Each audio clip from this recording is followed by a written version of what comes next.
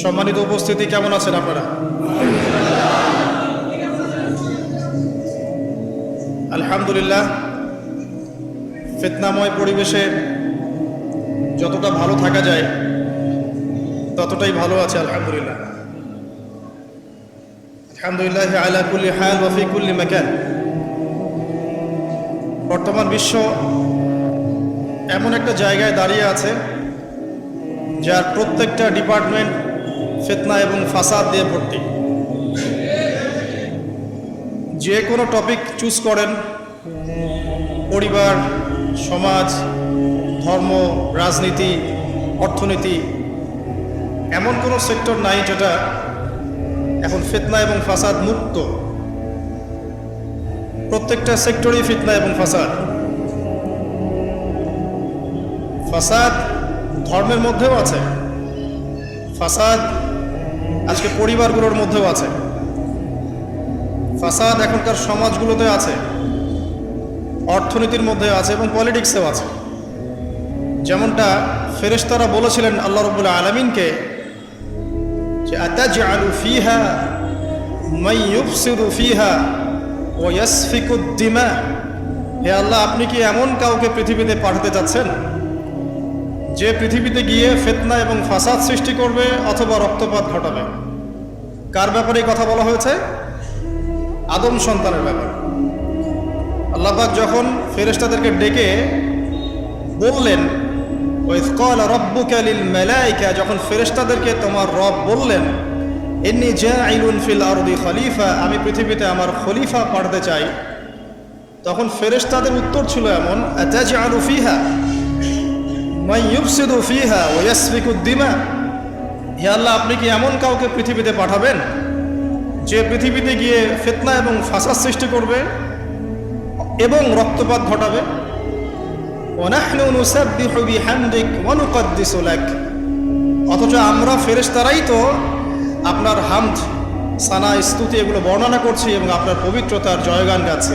তো আল্লাহ পাক এখানে বলছিলেন যে ইন্নী আ'লামু মা লা তা'লামুন, আমি যা জানি তোমরা তা জানো না। তো এখন বিশ্বের দিকে তাকালে আমরা দেখতে পারি ফেরেশতাদের কথা মাশাআল্লাহ ফলে গেছে। আপনি ধর্মের দিকে তাকিয়ে দেখেন, দেখবেন ধর্মের মধ্যে অনেক বিভক্তি সৃষ্টি হয়েছে। আল্লাহ পাকই হচ্ছেন প্রত্যেক আদম সন্তানের একমাত্র রব, তিনি ছাড়া আর কোনো রব নাই। আছে তারপরেও ধর্মীয় কনসেপ্টে আমরা বিভিন্ন মতবাদে বিভক্ত হয়ে গেছে এবং প্রত্যেক ধর্মগ্রন্থ যদি পড়েন, একটু টুকটাক পড়েন, আপনি দেখবেন প্রত্যেকটা ধর্মগ্রন্থেই বলা হচ্ছে যে আল্লাহ একজন, আল্লাহ একজন। যে কোনো ধর্মগ্রন্থ হাতে নেন, দেখবেন আল্লাহ একজন। শুধু তাই নয়, বড় বড় রিলিজিয়নগুলোর রিলিজিয়াস স্ক্রিপচার্স যেগুলো আছে, ধর্মগ্রন্থ যেগুলো আছে, সেখানে মুহাম্মদ সাল্লাল্লাহু আলাইহি ওয়াসাল্লাম যে শেষ নবী সেটাও বলে দেওয়া আছে। তাহলে এর পরেও এত শততা বিভক্ত কেন আমরা? কারণ আমাদের মধ্যে দুটো স্বভাব ঢুকে গেছে। ইবলিসের স্বভাব, সেটা হচ্ছে আবা ওয়াস্তাকবার, আমরা অস্বীকার করছি এবং অহংকার প্রদর্শন করছি, সত্যকে প্রত্যাখ্যান করছি। আবার মুসলিমদের মধ্যে তাকিয়ে দেখবেন এখানেও হাজারটা দলাদলি আছে, মানুষ হাজারটা দলে বিভক্ত, এক এক দলের এক এক কনসেপ্ট। যদিও আল্লাহ এক, কোরআন এক, নবী এক, তারপরেও বুঝের পার্থক্য। এক একজন, কেউ হয়েছে মুরজিয়া, কেউ হয়ে গেছে জাবারিয়া, কেউ হয়েছে কাদারিয়া, কেউ হয়ে গেছে শিয়া, কেউ হয়ে গেছে খারেজি, কেউ মুতাজিলা। বিভিন্ন মানুষ বিভিন্ন দলে বিভক্ত হয়ে গেছে মুসলিমদের মধ্যেই। মুসলিমদের মধ্যে কেউ বলছে যে কালিমা লা ইলাহা ইল্লাল্লাহ পড়লেই যথেষ্ট, আমলের প্রয়োজন নাই, এদেরকে বলে মুরজিয়া। মুসলিমদের মধ্যে কিছু মানুষ বলছে কবিরা গুনাহ করলেই তাকে হত্যা করা যাবে। এরা হচ্ছে এই জেনারেশনের বা এই যুগের খাওয়ারেজ, মানে যারা মনে করে কবিরা গুনাহ করলেই মানুষ কাফের হয়ে যায়, তাকে হত্যা করা জায়েজ। এদেরকে পুঁজি করেই ইসলামের নামে সন্ত্রাসবাদী কর্মকাণ্ড ছড়ানো হয়েছে, এই কনসেপ্টে মানুষদেরকে পুঁজি করে। মুসলিমদের মধ্যেই কিছু মানুষ বলছে তাকদির বলতে কিছু নাই, মানুষ নিজেই তার ভাগ্যের নিয়ম। এদেরকে বলা হয় কাদারিয়া। মুসলিমদের মধ্যে কিছু মানুষ বলছে যে ভাগ্যে যা আছে শুধু তাই হবে, আমার কর্মের কোনো স্বাধীনতা নাই। অদৃষ্টবাদী, এদেরকে বলা হয় জাবারিয়া। মুসলিমদের মধ্যে কিছু মানুষ আলী রাদিয়াল্লাহু আনহুকে নিয়ে বাড়াবাড়ি করছে এবং বড় বড় সাহাবীদেরকে গালি দিচ্ছে। রাফেজি আছে, মুতাজিলা, এরা কেমন? অতি যুক্তিবাদী, যুক্তি দিয়ে যেটা বুঝে আসবে কোরআন সুন্নাহ সেটুকুই গ্রহণ করবে, এর বাইরে যাবে না। মুতাজিলা, এর বাইরে আল্লাহ রাব্বুল আলামিনের শুকরিয়া যে আল্লাহ পাক আহলে সুন্নাহ ওয়াল জামাআহ এই আকীদাটা সমাজে প্রতিষ্ঠিত রেখেছেন, যারা কোরআন এবং সুন্নাহর বাইরে যায় না এবং কোরআন এবং সুন্নাহর সেই বুঝ এবং ব্যাখ্যাটা গ্রহণ করে যেটা আল্লাহর নবী এবং সাহাবীদের পক্ষ থেকে এসেছে। এটা হচ্ছে আহলে সুন্নাহ ওয়াল জামাআহ।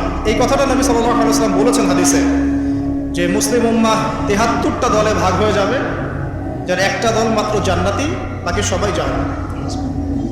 এই গেল ধর্মীয় দলাদলির কথা। নৈতিকতার অবক্ষয় দেখেন মুসলিমদের মধ্যেই, দেখেন ম্যাক্সিমাম এখন কিন্তু সুদখোর। হ্যাঁ, তারপরে ঘুষ খাচ্ছি দিব্যি, দুর্নীতি করছি, কোনো সমস্যা নাই। ইভেন অনেক সময় জনগণের টাকা লুটপাট করে খাচ্ছি, কোনো প্রবলেম নাই। রাষ্ট্রীয় সম্পদকে নিজের গনিমত মনে করছি। আমি গতকাল রাতেও এই হাদিসটা আবার পড়েছিলাম। কিয়ামতের আলামতগুলোর মধ্যে এটা অন্যতম একটা, যে রাষ্ট্রীয় সম্পদকে মানুষ নিজের সম্পদ মনে করে খাওয়া শুরু করবে। মানুষ দান সদকা এবং জাকাতটাকে নিজের উপর বার্ডেন মনে করবে। এটা কি বোঝা? জাকাতের বোঝা। এখানে 10টা-12টা কথা আছে। মানুষ খামর মানে মদ, মাআজিফ মানে বাদ্যযন্ত্র, তারপরে জুয়া, তারপরে জিনা, এগুলোকে মানুষ হালাল মনে করবে, হালাল মনে করে নিবে, মদপান করবে, নাম অন্য দিবে। আমানতদার ব্যক্তি হয়ে যাবে খেয়ানতকারী, আর প্রত্যেক খেয়ানতকার ব্যক্তিকে মানুষ মনে করবে আমানতদার। তো নৈতিক অবক্ষয়টা দেখেন যে মুসলিম হিসেবে জন্মগ্রহণ করার পরে, কোরআন সুন্নাহ হাতে পাওয়ার পরেও আমরা এখন সুদ খাচ্ছি দিব্যি। এটা কোনো ব্যাপার না এখন। বরং এমন একটা কনসেপ্ট এখন চলছে যে সুদ না খেলে আবার এই যুগে চলে নাকি, মানে মায়ের সাথে জেনা না করলে কি এই যুগে চলে নাকি। রংপুরের একটা ঘটনা, যে আমি এক ডক্টরের কাছে গিয়েছি, ডক্টর টেস্ট করার জন্য গাড়ি থামিয়েছি, দৌড় দিয়ে একটা ছেলে আসছে, আর দূর থেকে আমাকে দেখেছিল, সে গ্লাসে লক করছে। গ্লাস খুলে বললাম কি সমস্যা বলেন। তো বলছে হুজুর জাস্ট আপনাকে দেখে দৌড়ে আসছি একটা খালি মাসআলা জানার জন্যে, যে একটা ঘটনা ঘটেছে আমাদের এলাকায়, এটার সলিউশন কি হবে। অনেককে জিজ্ঞাসা করেছে, অনেক রকম কথা বলেছে, আপনার মন্তব্য জানতে আমি দৌড় দিয়ে এসেছি। কি ঘটনা ভাই? তো বলছে যে আমাদের এলাকায় একজন ছেলে, মাদকাসক্ত ছেলে, মানে এডিক্টেড, ড্রাগ এডিক্টেড, সে তার নিজের মায়ের সাথে জেনা করে ফেলেছে। তো এটা শোনার পরে আমি আসলে কি অ্যান্সার দিব, আমি প্রায় 2 মিনিট চুপ করে বসে আছি। আজ বলবেন কি বলবেন এখন বলেন তো? এই ছেলের এখন করণীয় কি এটা জানতে আসছে, কি করবে এখন সে? 2 মিনিট চুপ করে থাকার পরে আমি খালি একটা কথাই বললাম যে আল্লাহর কাছে খালেজ ভাবে তওবা করতে বলেন, এর চেয়ে বেশি কিছু আমার বলার নাই। তো ঘটনাটাকে আপনাদের কাছে কত বিব্রত বোধ হচ্ছে না? অরুচিকর মনে হচ্ছে, খারাপ মনে হচ্ছে, কিন্তু আমরা এখন দিব্যি সুদ খাচ্ছি, মায়ের সাথে জেনাও করছি। খারাপ লাগছে না, বরং যুক্তি দিচ্ছি এগুলো না করলে কি যুগে চলে। মহিলাদের অবস্থা দেখেন, গ্রামে গঞ্জে সব সুদী এনজিও ছড়িয়ে পড়েছে এবং তারা সদস্য, জমি জমা, ভিটে মাটি, গরু ছাগল সব খোয়াচ্ছে, তারপরেও খেতে হয়। কারণ ওই যে আতাজআলু ফীহা মা ইউফসিদু ফীহা ওয়া ইয়াসফিকুদ দিমা, আপনি কি এমন কাউকে পাঠাবেন যে পৃথিবীতে গিয়ে ফাসাদ সৃষ্টি করবে? এটা হচ্ছে ইকোনমিক ফাসাদ, অর্থনৈতিক ফাসাদ। দেখেন মুসলিম পরিবারে জন্মগ্রহণ করেও ম্যাক্সিমাম মানুষই নামাজ পড়ে না। ম্যাক্সিমাম কতজন মানুষ 5 ওয়াক্ত নামাজ পড়ে, এটা এখন জরিপ করার ব্যাপার। দেখবেন মেজরিটি সংখ্যক